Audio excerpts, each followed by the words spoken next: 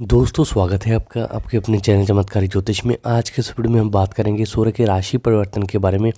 15 जनवरी 2022 को सुबह 8:29 पर सूर्य धनु राशि से निकलकर शनि के साथ मकर राशि में युति करेंगे। तो इस सूर्य के राशि परिवर्तन का सभी 12 राशियों पर क्या प्रभाव पड़ेगा, इसके बारे में बात करते हैं। तो सबसे पहले बात करते हैं राशि क्रम की। पहली राशि मेष राशि की। तो सूर्य आपके पंचम भाव के स्वामी होते हैं। तो मेष लगन और मेष राशि के लिए कारक ग्रह है सूर्य, और इनका गोचर आपके दशम भाव यानी कि आपके करियर के हाउस में होने जा रहा है। तो सूर्य का ये गोचर आपके लिए काफ़ी अच्छा रहेगा। इस दौरान आपको हर कार्य में सफलता प्राप्त होगी। यदि आप नौकरी करते हैं तो आपको उच्च पद की प्राप्ति होगी और तरक्की मिलेगी। सरकारी क्षेत्र से आपको धन लाभ होने के योग बन रहे हैं। आपका स्वास्थ्य भी उत्तम रहने वाला है। इस दौरान आपको अपने मित्रों, परिजनों, समाज के सम्मानित व्यक्तियों से मौका मिलेगा। इनके माध्यम से भविष्य में आपको अनेक प्रकार के लाभ प्राप्त होंगे। आप जिस कार्य में हाथ डालेंगे उसमें आपको सफलता प्राप्त होगी।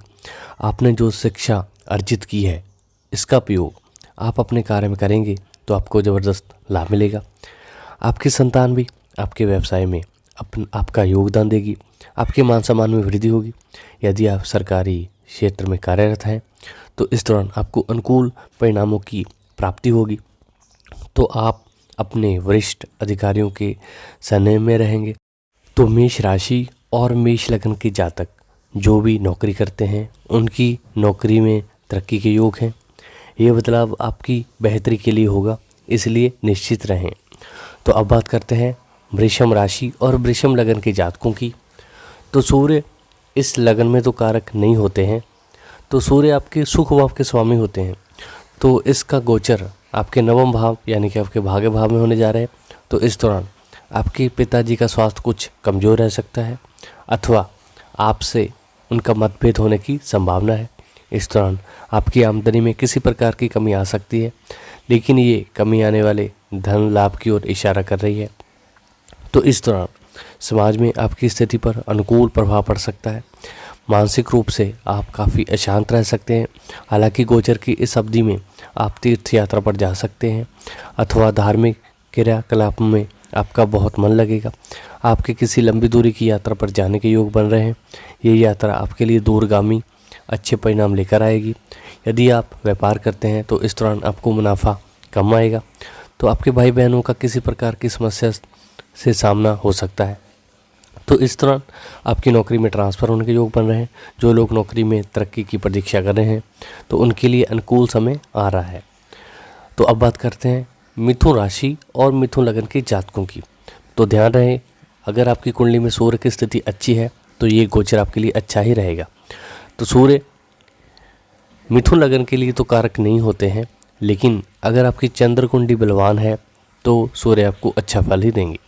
तो सूर्य आपके द्वितीय भाव के स्वामी होकर आपके अष्टम भाव में गोचर करेंगे। तो इस दौरान आपके पुराने राज खुलकर सामने आ सकते हैं। यदि पूर्व में आपने कोई विधि के विरुद्ध कार्य किया है तो आपको शासन द्वारा दंडित किया जा सकता है। आपका अपने शत्रुओं से झगड़ा हो सकता है। खांसी या शारीरिक व्याधि आपको परेशान कर सकती है। जीवन साथी से रिश्ते में तनाव की वृद्धि हो सकती है। लोगों द्वारा किसी प्रकार की निंदा की जा सकती है। रिसर्च से जुड़े लोगों को इस दौरान अच्छे परिणामों की प्राप्ति होगी। किसी गुप्त विद्या को सीखने की आपकी इच्छा पनपती होगी तो आप उसे प्राप्त करने के लिए हर संभव प्रयास करेंगे। यदि आप नौकरी करते हैं तो इस दौरान आपको अधिक मेहनत करनी पड़ेगी तथा किसी भी प्रकार के षड्यंत्र में पड़ने से बचना होगा, क्योंकि कार्यक्षेत्र में स्थितियाँ आपके अनुकूल नहीं होगी। किसी वरिष्ठ अधिकारी से व्यर्थ उलझने का प्रयास ना करें। इस अवधि में आपके सामने कुछ खर्च अचानक से उपस्थित हो जाएंगे जो आपके वित्तीय प्रबंधन को हिला सकते हैं। अब बात करते हैं कर्क राशि की। तो कर्क राशि और कर्क लग्न के लिए सूर्य तो मारक होते हैं, लेकिन अगर आपकी चंद्र कुंडली बलवान है तो सूर्य आपको अच्छा फल ही देंगे। तो सूर्य की स्थिति जरूर देखें। तो सूर्य आपके द्वितीय भाव के स्वामी हैं जो कि मारक भाव होता है, और सूर्य का गोचर आपके सप्तम भाव में होने जा रहा है, तो जीवन साथी के भाव में। तो इस दौरान आपके दाम्पत्य जीवन में परेशानी आ सकती है। आपके जीवन साथी का स्वास्थ्य पीड़ित हो सकता है। हालांकि इस दौरान आपको धन संबंधित कोई परेशानी नहीं आएगी। इसके अतिरिक्त अपने परिवार वालों एवं मित्रों से मतभेद होने की संभावना है। विभिन्न कार्यों में असफलता मिलने का आपका मन उदास रह सकता है। इस दौरान यात्रा के योग दिखाई दे रहे हैं तथा आपको अपने पेट का ध्यान रखना है। इस दौरान आप अपने जीवन साथी पर धन खर्च करेंगे। धन अर्जित करने की इच्छा के कारण आप किसी नए कार्य को शुरू करने का प्रयास कर सकते हैं, लेकिन संभल कर एक सदी हुई शुरुआत करें। जो लोग साझेदारी में व्यवसाय करते हैं, अपने साझेदार को प्रसन्न करने का प्रयास करना चाहिए। सूर्य का गोचर मानसिक रोग से तनाव बढ़ाने वाला सिद्ध हो सकता है। अब बात करते हैं सिंह राशि और सिंह लगन के जातकों की। तो सूर्य तो इनके सबसे कारक ग्रह हैं, क्योंकि इनके लग्नेश होते हैं। तो आप चंद्र कुंडली पर भी आप फोकस करिए और सूर्य की स्थिति पर भी देखें कि आपकी कुंडली में सूर्य की स्थिति में है, पीड़ित है या फिर अच्छी अवस्था में है। अगर अच्छी अवस्था में है तो ये गोचर आपके लिए अच्छा ही रहेगा। तो सूर्य आपके लग्नेश होते हैं और राशि के आपके स्वामी हैं, और गोचर की अवधि में सूर्य आपकी षष्ठम भाव में गोचर होगा। सूर्य के गोचर की अवधि आपके लिए बेहतरीन सिद्ध होगी। सरकारी नौकरी हेतु प्रतियोगी परीक्षाओं की तैयारी कर रहे लोगों को अच्छी सफलता प्राप्त होगी। आप अपने विरोधियों पर हावी रहेंगे। कोर्ट कचहरी जैसे मामलों में आपको सफलता प्राप्त होगी। नौकरी में तरक्की के अवसर प्राप्त होंगे, लेकिन इसके लिए आपको कठिन परिश्रम करना होगा। आप अपने आप को सिद्ध करना होगा। दूसरी ओर आपके खर्चों में वृद्धि हो सकती है, जिस पर ध्यान देना आपके लिए आवश्यक है। कार्य में अधिक व्यस्तता के कारण आप अपने स्वास्थ्य पर कम ध्यान देंगे, जिस कारण स्वास्थ्य कष्ट हो सकते हैं। जो लोग राजनीति के क्षेत्र से जुड़े हैं, उन्हें अच्छे परिणामों की प्राप्ति होगी। आपको अपने मातृपक्ष के लोगों से मिलने का मौका मिलेगा और उनकी सहायता से आपका कोई अटका हुआ काम पूरा हो सकता है। यदि आप किसी पर मुकदमा करना चाहते हैं तो समय आपके लिए अच्छा रहेगा। तो अब बात करते हैं कन्या राशि की।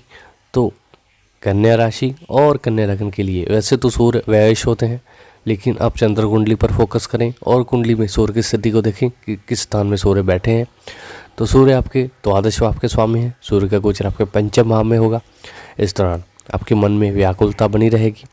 आपको अपने मित्रों से किसी प्रकार की परेशानी का सामना करना पड़ सकता है। आपकी संतान को शारीरिक रूप से कष्ट हो सकते हैं। उनकी शिक्षा में व्यवधान उत्पन्न हो सकते हैं। यदि आप शिक्षा के उद्देश्य से विदेश जाना चाहते हैं अथवा किसी विदेशी इंस्टीट्यूट में दाखिला पाना चाहते हैं, तो इस दौरान प्रयास करने पर सफलता मिल सकती है। आपके अतिरिक्त विदेशी संपर्कों से अथवा मल्टीनेशनल कंपनियों के माध्यम से आपको अच्छा धन लाभ होगा। इस दौरान आपको अपने कार्य में आने वाली रुकावटों का सामना करना पड़ेगा, लेकिन यदि आप अपने आत्मबल को बढ़ाएं तो हर काम में सफलता पा सकते हैं। आपके प्रेम जीवन के लिए ये समय उतार चढ़ाव से भरा रहेगा।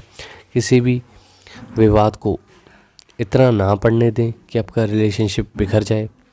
विद्यार्थियों को इस दौरान अधिक मेहनत करने की सलाह दी जाती है। अब बात करते हैं तुला राशि और तुला लगन के जातकों की। तो सूर्य वैसे तो इस कुंडली में कारक नहीं होते, पर कुंडली में सूर्य की स्थिति देखें। सूर्य कहीं बलवान तो नहीं हो रहे, तो अगर बलवान है तो गोचर में भी अच्छा फल देंगे। सूर्य आपके एकादश भाव के स्वामी होकर गोचर के दौरान आपके सुख भाव में विराजमान होंगे, तो लाभ के अवसर आपको जरूर दिलाएंगे। इस गोचर अवधि के समय आपके पारिवारिक जीवन में कुछ शांति का वातावरण रहेगा। आपकी माताजी का स्वास्थ्य बिगड़ सकता है। घर में स्वयं को सबसे ऊपर सिद्ध करने की आपकी प्रवृत्ति के कारण लड़ाई झगड़ा हो सकता है। इस दौरान प्रॉपर्टी रेंटल के माध्यम से आप अच्छा धन अर्जित कर सकते हैं।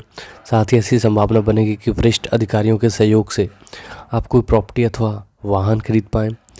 आपको अपने स्वास्थ्य का भी ख्याल रखना होगा। कोई पुरानी चली आ रही बीमारी अथवा कोई लंबी बीमारी आपको कष्ट दे सकती है, इसलिए श्वास संबंधित किसी भी परेशानी को बिल्कुल नज़रअंदाज ना करें। इस दौरान आप अपने घर और परिजनों पर धन खर्च कर सकते हैं। आमदनी में थोड़ी कमी रहेगी, लेकिन निराशा होने की ज़रूरत नहीं है, क्योंकि आपका कोई कार्य रुकेगा नहीं। आपको अपने बड़े भाई बहनों से अच्छा सहयोग मिलेगा और सुख की प्राप्ति होगी। अब बात करते हैं वृश्चिक राशि और वृश्चिक लग्न के जातकों के लिए। तो इनके लिए तो सूर्य कारक ही होते हैं। तो सूर्य आपके दशम भाव के स्वामी है और गोचर की अवधि में सूर्य आपके तृतीय भाव में स्थित होगा। तो इस दौरान आपको स्वास्थ्य लाभ होगा और आपको अपने प्रयासों के उचित परिणाम प्राप्त होंगे। आपके भाई बहनों को परेशानी का सामना करना पड़ेगा। आपके साहस और पराक्रम में वृद्धि होगी तथा कोई पुराना रोग अगर अभी चल रहा है तो इसे निजात मिलेगी। अपनी मित्र मंडली में आपकी प्रशंसा होगी। संतान के माध्यम से लाभ और सुख की प्राप्ति होगी। इस दौरान अपने कार्य में स्वयं के अलावा अन्य किसी पर भरोसा ना करें, ना ही किसी पर निर्भर रहें। आप जहां काम करते हैं आपके सहकर्मी आपको अपेक्षित सहयोग नहीं देंगे, इसके लिए उनके प्रति सचेत रहें। छोटी दूरी की यात्राओं से लाभ होगा। यदि आप एक व्यापारी हैं तो ये यात्राएं आपके लिए काफ़ी लाभदायक सिद्ध होंगी। ये समय है अपने प्रयासों को और बढ़ाने का, जिससे भविष्य में उन्नति का रास्ता खुले। अब बात करते हैं धनु राशि की और धनु लग्न के जातकों के लिए। तो सूर्य आपके नवम भाव के स्वामी होते हैं। सूर्य का ये गोचर आपके धन भाव में होने जा रहा है। तो इस गोचर की अवधि में आपको अपनी वाणी पर कंट्रोल रखना है, क्योंकि इसमें कर्कशता बढ़ने के कारण आपको परेशानी हो सकती है। आपके कुटुंब में किसी बात को लेकर बहस हो सकती है तथा सिर एवं नेत्र में पीड़ा होने की संभावना है। खाने पीने में अच्छे भोजन का ध्यान रखें। अधिक तेल मसाले वाला भोजन अथवा बासी और गरिष्ठ भोजन से बचें, अन्यथा स्वास्थ्य कष्ट हो सकता है। पिताजी के माध्यम से इस दौरान आपको धन लाभ हो सकता है। यदि आप नौकरी करते हैं तो इस दौरान अपने प्रदर्शन को और अच्छा करें, जिससे अधिकांशत लाभ की स्थिति में आ सकें। वहीं दूसरी ओर यदि आप कोई व्यवसाय करते हैं तो आपका व्यापार वृद्धि की ओर अग्रसर होगा। आपके रुके हुए कार्य पूरे होंगे, जिससे धन आने का मार्ग खुलेगा। आपके पिताजी को उनके कार्य क्षेत्र में अच्छे परिणामों की प्राप्ति होगी। अब बात करते हैं मकर राशि और मकर लग्न के जातकों की। तो सूर्य वैसे तो इस कुंडली में तो कारक नहीं होते हैं, लेकिन कुंडली में स्थिति देखें, चंद्र कुंडली में तो बलवान तो नहीं हो रहे। सूर्य आपके अष्टम भाव के स्वामी होकर आपकी राशि में ही गोचर के दौरान प्रवेश करेगा। तो इसलिए इस गोचर का विशेष रूप से प्रभाव आपके ऊपर पड़ेगा। इस गोचर के दौरान आपको अपने स्वास्थ्य का विशेष ख्याल रखना होगा, क्योंकि आपको पेट संबंधित रोग, बुखार आदि होने की संभावना रहेगी। और इस दौरान आपकी मानसिक चिंताएं बढ़ सकती हैं, लेकिन आपको चिंतित नहीं होना है। स्वयं धैर्य धारण करना है, ताकि स्थितियों का सामना करने के लिए आप सबल रह सकें। आपको कुछ अचानक सामने आने वाली यात्राओं पर जाना पड़ सकता है तथा किसी से झगड़ा होने की संभावना है। आपका मन रहस्यमय और गृढ़ विद्याओं की ओर आकर्षित होगा। शोध करने की ओर भी आपका मन लालायित रहेगा। इस दौरान आप धन संबंधित भविष्य की योजनाएं बनाएंगे। धन संबंधित स्थितियां अनुकूल रहेंगी। आप ईश्वर आराधना में मन लगाएंगे। आपको अपने दाम्पत्य जीवन में कुछ चुनौतियों का सामना करना पड़ सकता है। अब बात करते हैं कुंभ राशि और कुंभ लग्न के जातकों की। तो सूर्य आपके सप्तम भाव के स्वामी हैं। तो इस गोचर के दौरान सूर्य आपके द्वादश भाव में प्रवेश करेगा। तो इस दौरान आप विदेश यात्राओं पर जा सकते हैं। कुछ समय के लिए संभव है आपको अपने परिजनों से दूर जाना पड़े। जीवन साथी से रिश्ते में तनाव बढ़ सकता है तथा उनका स्वास्थ्य भी कमज़ोर होने की संभावना है। तो आपके खर्चों में अचानक से वृद्धि होने के योग बनेंगे, जिस पर नियंत्रण रखना आपके लिए आवश्यक होगा, अन्यथा आर्थिक रूप से कुछ परेशानियां आपके सामने प्रस्तुत हो सकती हैं। धर्म संबंधित कार्यों पर आप अधिक धन खर्च कर सकते हैं। हल्की फुल्की आमदनी बनी रहेगी। इस दौरान आपको नेत्र संबंधित विकार होने अथवा बुखार होने की संभावना अधिक रहेगी। साथ ही ऐसी संभावना है कि इस दौरान आपको नींद कम आए। विदेशी व्यापार में अच्छा लाभ अर्जित करेंगे। आपके विदेशी संपर्कों में वृद्धि होगी। अब बात करते हैं मीन राशि की।